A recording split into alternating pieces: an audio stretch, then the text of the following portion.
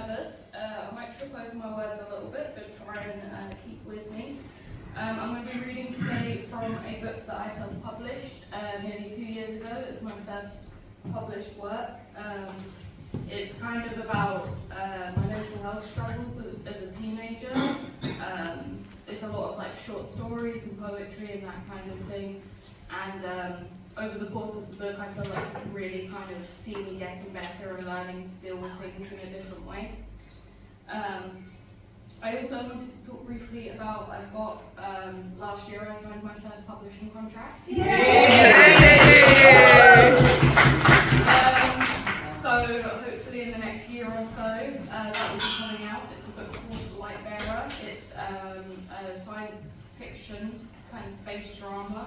It's a bit wacky, a bit all over the place, but I've got like business cards and stuff with me, so if you wanted to follow it, I can give you one of those and you guys can keep up to date with it.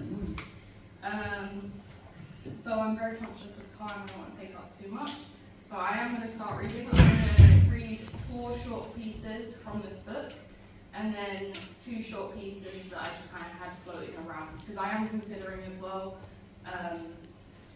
writing a sequel to this, because I do have a lot of like little pieces I've written here and there that are really kind of an outlet for me. And if you put them all together, they kind of tell that story. Right, so the first piece is called Ink, and it was written in 2018, so 5 years ago. Pen to paper, fingers to keys, music to ears, teeth to lips. Ice melting to warm up stiff pathways. Eyes looking everywhere, searching, finding the words. Where are they? What are they? I see them. It drops away, all of it at once, the whole thing gets covered over. None of it is there anymore, not the problems, not the people, not the anxiety or the thoughts that grip with iron talons, not reality. Everything is gone and my head feels clear for the first time. And suddenly, like I'm spewing, words come tumbling out. Hundreds of thousands of them, predetermined and stealing all of my attention. Without warning or hesitation, the words fly out, my hands exploding into action as my brain struggles to keep up in the process. It's such a welcoming distraction.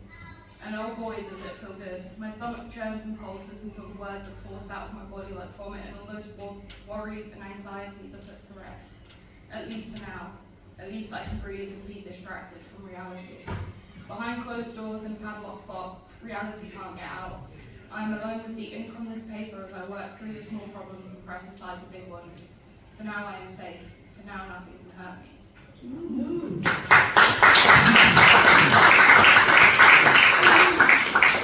The second piece that I am reading is a little bit darker.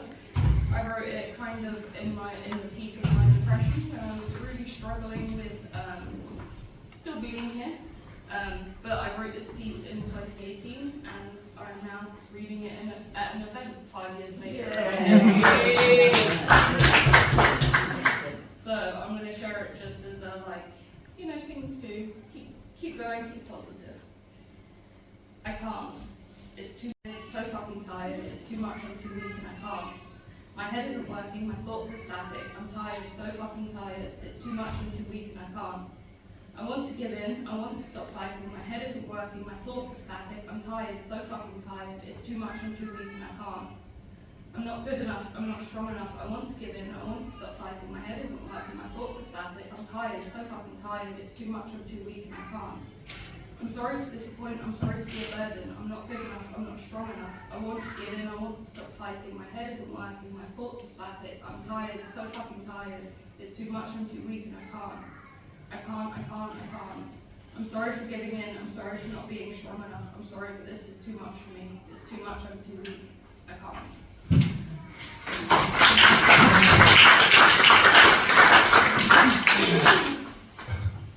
So this next piece I'm going to read is a little bit shorter. It's one of my favourites that I've, personally, that I enjoy that I've written.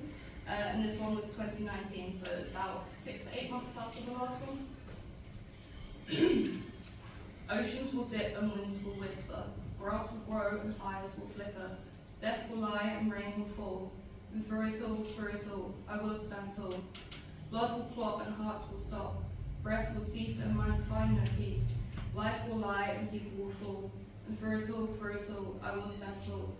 Bodies will wither and skin decay, souls become restless and time will delay.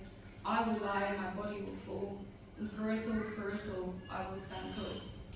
Love will not waver and relationships shan't fade.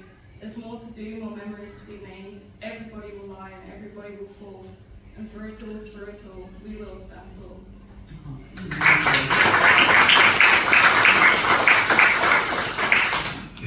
And then this next one is called Step. It's from 2021, so there's a little bit of a gap there. So maybe read the book if you want to see it. Yeah, don't read too much. We'll buy it. So it begins. I'm falling, just a step to the left and nothing's quite right. By inches, by millimeters, by nothing that really matters, my reality's been configured wrong. Like an itch or a twitch, a twang of something on my skin being amiss. Off like a light, off 2 centimeters to the left. Nothing's right, I know to write, so why do the things that are a little to the left take my pen and hand to me a grenade? I'm stuck like a broken, drifting, falling into this reality, like a cheese grates to the face, the friction of the itchy wrongness on my skin, and everything feels so sharp. Ask me how my day was, I'll tell you straight. When I woke up this morning, someone had moved into my furniture, all of my furniture a step to the left. I've been bumping into shit all day, everything just feels wrong. Oh, wow. We're out of the ones that are in this book now, so we're into a little bit more uncharted territory. Hopefully, if they're enjoyed enough, I'll make another collection, because I've got a lot of pieces. I should really write something, because the words are dripping back in. Everything's so loud that I can't hear a sound. I can't be trusted with nobody around, and I can't get out of this place, I'm not allowed. Because the sound circles around and it puts me back down. Over and over again, I try but I fail. I fall down but I get back up. Sometimes I wish that could be enough. I wish that I could be enough. I wish to see my thoughts without them skipping by, because I'm skipping time when I'm lost inside my mind. I'm mindful that I'm spiteful when I'm stifled. I'm mesmerised by the sickness that descends over nightfall. I'm sick of remembering that I feel alone. I feel bored. Is life worth living anymore? What for? I'm numb and cold, no flame inside, my creativity died. I'm dispassionate, I'm erratic, I'm disappointed and dramatic. I've had it, This one is from 2018, so we're going all the way back 5 years ago. I had a good friend who really encouraged my writing and supported my writing, who passed away recently. And I know that if he could have been here, he would have loved to have been. But this was his favourite piece that I wrote, and this was the one that he really encouraged. You know what really sucks? When you go to jump over a puddle and accidentally propel yourself straight into it. That's it, up to the ankle, curse for trying to avoid making your toesies cold. It may seem petty to mention it, but damn if it doesn't ruin the day. You were trying to avoid getting a wet foot and thus was penalised with a soaking ankle, damp trousers and graciously numb toes. There has to be a cosmic being up there somewhere having a good chuckle about it. Day ruins. Going to work, wet foot. Visiting family, wet foot. Picking up the kids from school, wet foot. Going to the pool, wet foot. Armed robbery, wet foot. And of course you wore your thick socks because it's cold and those little cotton arseholes are going to hold that water for the remainder of the day as though their lives depend on it. It's only ever one foot. It'd be tolerable if it were both. But no, one feels as though it's being gently prodded by the sun and the other feels like it's being humped by an ice cube with daddy issues. It's having a perfectly good day and now